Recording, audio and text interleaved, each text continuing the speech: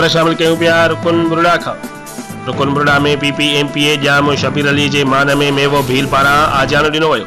आजाने में जाम तारिक अली, सद पप्पू शाह, नवाब खान बबर, वडेरो खादिम बुरड़ो, आगा हजरत गुल पठान, राणा अनवर राजपूत, मौला बख्श बिरोही, अमजद अली बुरड़ो, सचल बुगटिया समेत PP अगवानन ऐं भील बिरादरी जे सभई माण्हुनि शिरकत कई। इन लाइ आजाने में जाम शबीर अली ऐं ॿियनि अगवाननि जे पहुचण ते जीए भुट्टो जे नारनि ऐं गुलनि जी वर्खा सां भरपूर इस्तक़बाल कयो वियो।